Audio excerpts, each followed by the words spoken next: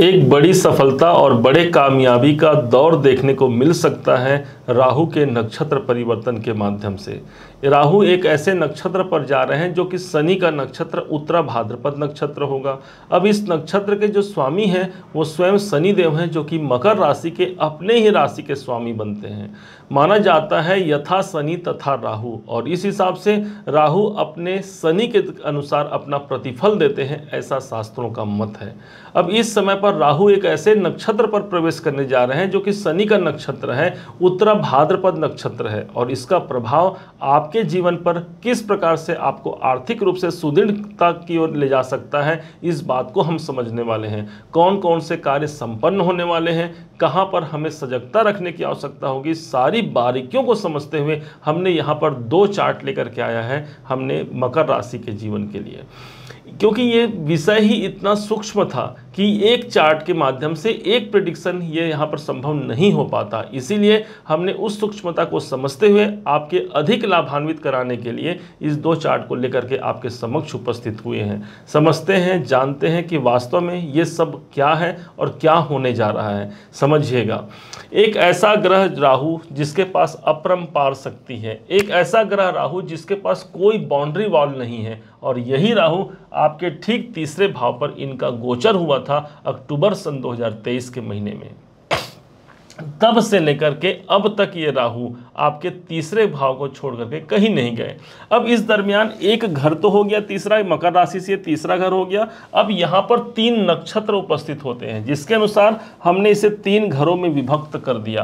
प्रथम जो स्थान है ये रेवती नक्षत्र का होता है, दूसरा उत्तरा भाद्रपद नक्षत्र, और अगला जो नक्षत्र होगा वो पूर्वा भाद्रपद नक्षत्र। चूंकि राहु अभी उत्तरा भाद्रपद नक्षत्र पर 8 जुलाई से लेकर के पूरे 16 मार्च 2025 तक रहेंगे। एक लंबा कार्यकाल होगा जो 8.5 महीने का ये कार्यकाल होगा, और इसलिए इस टाइम को समझना और जानना बेहद आवश्यक होगा आपके अपने राशि के अनुसार, अपने लगन के अनुसार।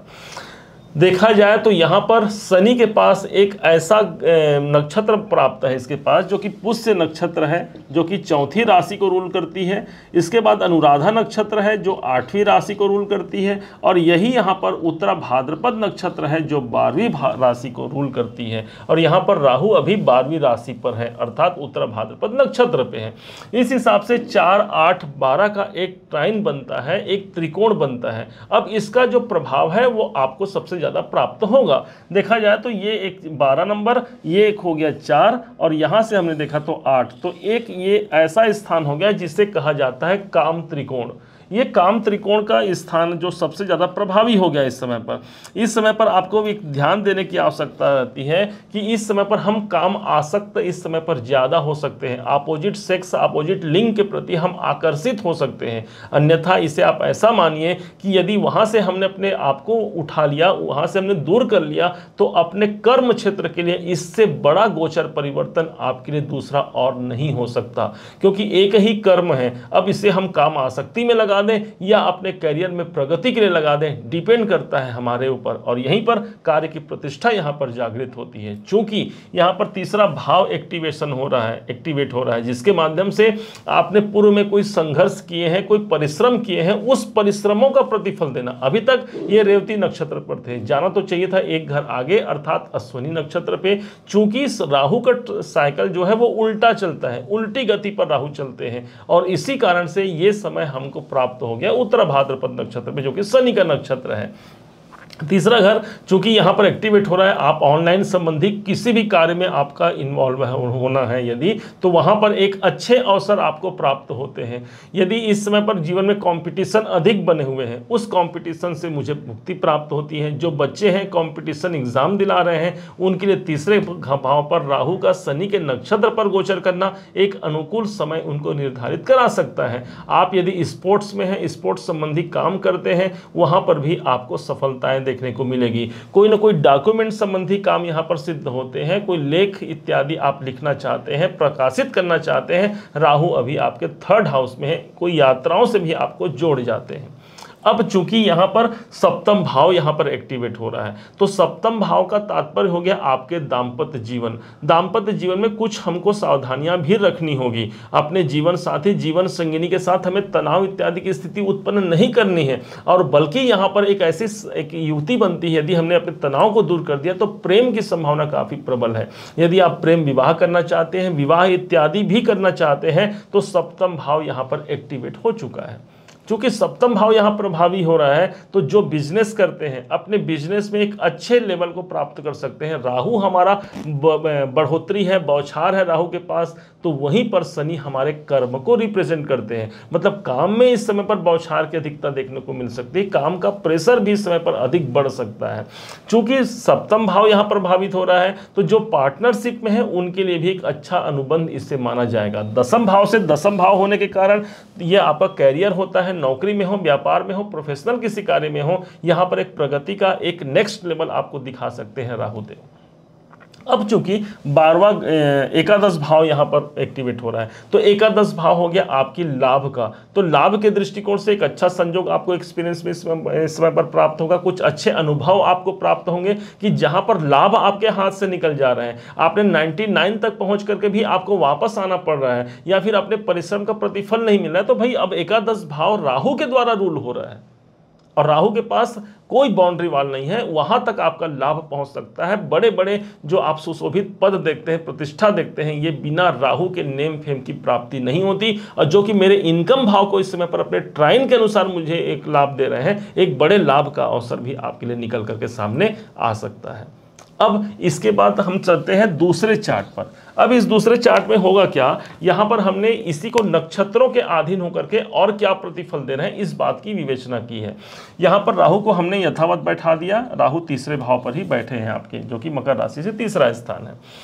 माना जाता है कि कोई ग्रह अपने नक्षत्रों के अधीन होकर के हमें परिणाम प्रदान करता है। तो राहु अभी शनि के नक्षत्र पे है, तो राहु तीसरे घर पर है, और शनि अभी हमेशा के लिए दूसरे और लगन के आपके मालिक बनते हैं। इस हिसाब से 3, 2 और 1 का एक कॉम्बिनेशन देखने को मिला। ध्यान होगा आपको कि अभी अभी शनिदेव वक्री स्थिति पर आकर के आपके अपने लगन, अपने राशि को सबसे ज्यादा एक्टिवेट किए हुए हैं, और यही शनिदेव आपके धन भाव के स्वामी हैं। तो हमको सोर्स क्या दे दिया, सोर्स दे दिया राहु, कि भाई अभी आप जितना आपने परिश्रम किया है, जितना आपने मेहनत किया है, उस मेहनत के परिणाम स्वरूप आपको फल मिल रहा है। तो फल क्या मिलेगा, फल मिलेगा धन के रूप में, फल मिलेगा मेरे स्वास्थ्य की भी जागृति के रूप में। तो यदि स्वास्थ्य में कोई नरमा गर्मी है, स्वास्थ्य यदि खराब है, स्वास्थ्य को लेकर के हम पीड़ित हैं, परेशान हैं, यहां पर एक नई जागृति को आप प्राप्त कर सकते हैं अगले 8.5 महीने तक। यहाँ पर एक नए स्किल की आपको प्राप्ति हो सकती है। आपको देखेंगे इस समय पर समाज में आपका रेपुटेशन काफ़ी महत्वपूर्ण हो गया है, क्योंकि यहाँ पर नवम आपका लगन यहाँ पर मजबूत स्थिति पर आ रहा है। चूंकि यहाँ पर शनिदेव आपके धन भाव पर भी विद्यमान है, और शनि के द्वारा हमको राहु प्रदान कर रहे हैं फल, तो इस हिसाब से आर्थिक दृष्टिकोण से इससे अच्छा कोई समय नहीं हो सकता। एक अच्छा धन से युक्त आपको समय यहाँ दिला सकते हैं, क्योंकि वैसे भी देखा जाए तो आपके धनेशी शनिदेव हैं, योग कारक, प्रबल योग कारक होते हैं, इसलिए कोई अच्छे आर्थिक मुकाम तक आपको पहुंचा सकते हैं। इस समय पर कुछ ऐसे अनुभव होंगे जो बैंकों से जुड़े हुए आपको अनुभव दिला जाते हैं।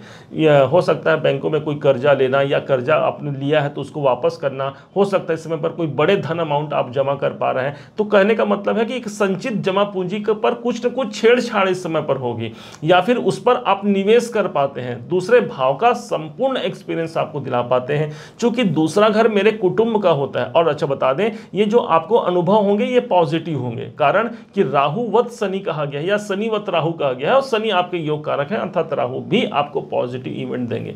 कहीं पर पैसा फंसा हुआ है तो राहु ही हमारे पैसे को फंसाते हैं और राहु ही निकालते हैं, अर्थात धन भाव के इवेंट सबसे ज्यादा मजबूती से यहाँ पर फोकस ढंग से आपको आगे बढ़ाते हुए आप देख सकते हैं। चूंकि ये कुटुंब भाव है तो इसलिए कौटुंबिक जीवन को यहाँ पर कोई अशांतियों का माहौल चल रहा है, वहां पर हमें शांति प्राप्त होता है। कुटुंब के लिए, अपने परिवार के लिए हम ज्यादा बेहतर कर पाते हैं, उनके संग जुड़ करके हम अपने कार्य को अंजाम दे पाते हैं। विशेष तौर पर शनि हमारा कर्म है, तो राहु के पास कोई भी बाउंड्री वॉल नहीं है, इसलिए काम के क्षेत्र में, कर्म के क्षेत्र में आपके पास कोई भी अभी लिमिटेशन नहीं है। जितना आप अपने काम को बढ़ा सकते हैं आप बढ़ा लीजिए, उस पर आपको ध्यान फोकस रखते हुए आप अपने काम में, उस काम में आपको सफलता ही नहीं बल्कि श्रेष्ठ परिणाम इस गोचर के दौरान आपको प्राप्त होते हैं।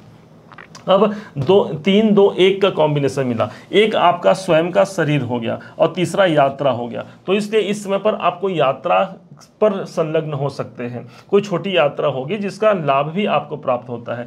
3 और 2 मिल गया तो 3 हमारा ऑनलाइन संबंधी काम, 2 हमारा धन हमारा पैसा, 3 हमारा हो गया यात्राएं और 2 हमारा पैसा। तो इस समय पर ऑनलाइन या यात्राओं के माध्यम से आपको धन की प्राप्ति, चूंकि यहाँ पर 2 और 1 का कॉम्बिनेशन मिला तो 2 हमारा धन हो गया और 1 हमारा स्वयं का परिश्रम हो गया। और इस हिसाब से ये एक ऐसा समय होगा जिसमें पर आर्थिक दृष्टिकोण से काफी महत्वपूर्णता स्थिति प्राप्त होती है।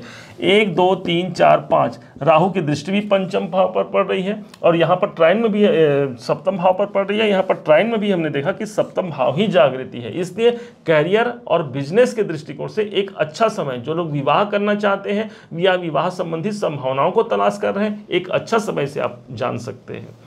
उम्मीद है आप सबने इसे समझा, आप सबने इसे जाना है। यदि आपने इसे समझा है, जाना है, मेरे समझाने का प्रयास यदि आपको सार्थक लगा हो, मेरे समझाने का तरीका यदि आपको सार्थक लगा हो, तो हर बार की भांति इस बार भी अपना प्यार भरा लाइक और कमेंट करना कभी मत भूलिएगा। बहुत मोटिवेशन मिलता है हमें कि इतने लंबे अवधि तक जो हमने इस पर होमवर्क किया है, जो मेहनत किया है, आज उसके सामने जब आपके सामने ये प्रस्तुत हो रहा है तो बदले में आपने अपना लाइक, अपना प्यार दिया है। अभी तक यदि चैनल को आपने सब्सक्राइब नहीं किया है, सब्सक्राइब कीजिएगा। ज्ञान है, दूसरों को शेयर कीजिएगा। माना जाता है ज्ञान को शेयर करने से, किसी अच्छी बातों को शेयर करने से हमारे सकारात्मकता की वृद्धि होती है। पुनः एक बार फिर आप सभी का दिवस बहुत मंगलमय हो, इन्हीं शुभकामनाओं के साथ। जय श्री राम।